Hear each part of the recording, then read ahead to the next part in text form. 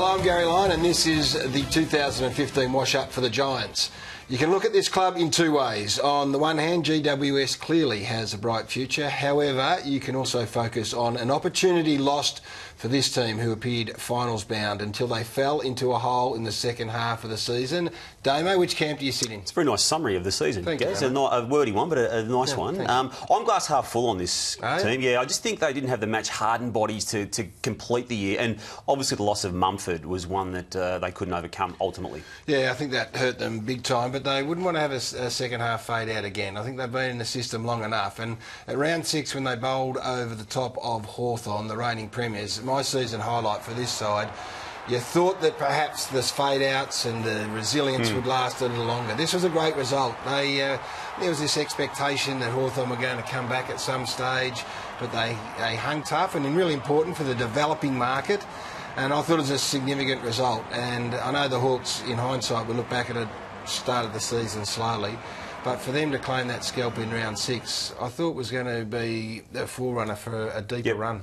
Yeah, and my highlight too was back to the earlier start of the year with McCarthy and Cameron Gaz, just the two key forwards who started magnificently as a team. Now, that man there ended up spending time in the NEFL, but I still think he's got huge upside. But Cameron Gaz, look, you could argue that it might have been slightly down in past performances, but he still kicked a lot of goals in a team that didn't make the finals. And you could actually argue too, on the same vein, that he had another step in his career.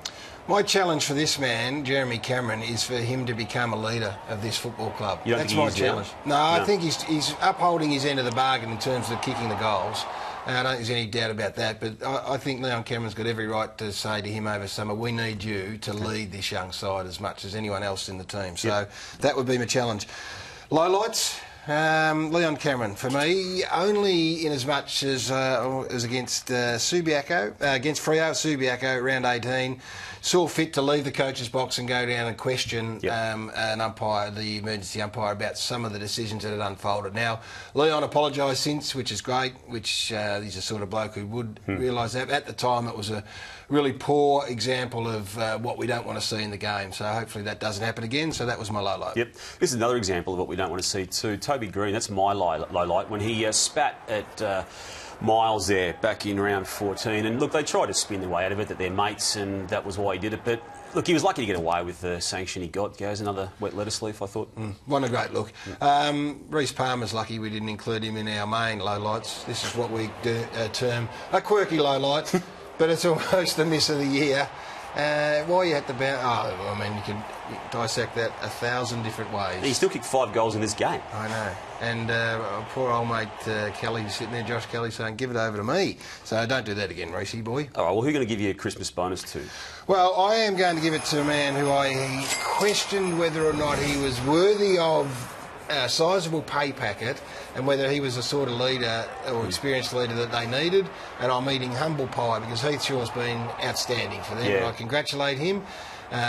He's not only played super footy, but his leadership has been on display for all to see. Could you argue, if you wanted to, that this was his best year in the AFL? Almost, yeah. Well, certainly, I mean, playing half-back these days is almost a licence to pick up possessions if you can read the ball like Heath does. But no, he put himself in the right position. Yeah, put himself in dangerous positions, but leadership as well. So Christmas bonus, a big one for Heath. Yep. My Christmas bonus goes to also a man who had a big pay packet attached to his name probably before it was due. But having said that, I reckon it's almost square now with what Callan Ward has produced for this club as a young leader and a man who just gets through every game in a very tough fashion. And you mentioned leadership with Heath Shaw. This man has got this category in ample. Normally I'd really whack you for giving obvious Christmas bonuses because you've gone real obvious path lately, but I can't deny this man because I love watching him play, so I'll let you go on that. All right, well, who are you going to put on the chopping block? Well, I love that. Jed Lamb, recruited from Sydney, reasonable, well, a big money I'd say for a man who hadn't done much. played 10 games in 2 years, and he's just, in the modern era, he's the mid-sized forward that all other clubs are turning to set themselves up. Yet he can't get a game in this team, so whoosh, for me. Okay, to me it's Adam Treloar. If you can't commit to the club when you get to the round 23 stage of the season, it means you're not settled on staying there, guys. Shopping block him. It could well be a good thing for them too, because they'll get in yet another high draft pick on losing him. That's a harsh chopping block. What do they need to step up? The type of players they need to recruit? Well, for me, it's simple. They need to play finals. I mean, they've got a list there that's been well put together. It's got games under their belt. I think that's a pass mark next year for Leon Cameron and his boys is a finals appearance. Yeah. That has to be it for me. Okay. Well, I'm going to go just with a ruckman to help Mumford as the area they need to improve much on. We saw when he went down, that was it from a finals perspective. And Rory Lobb, I reckon, showed enough at times, but they probably need someone else on top of him. It's very difficult, Damo, isn't it, to go and recruit a ruckman and say to him, you're not going to be our first ruckman. We're really recruiting you to sit in the background. That's a difficult thing to do, I reckon. But I think they need it, though, don't they?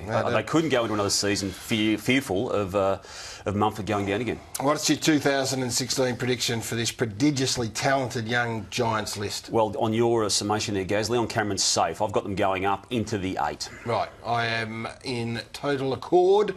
I've got them going up as well, and I think they need to play a final. And I think they will. So nicely done from you. Nice shirt, Damo. You're on the up yourself. That's the wash-up for the Giants in 2015.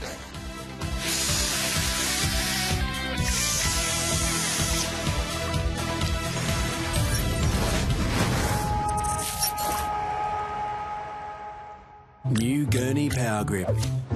Available at Bunnings Warehouse.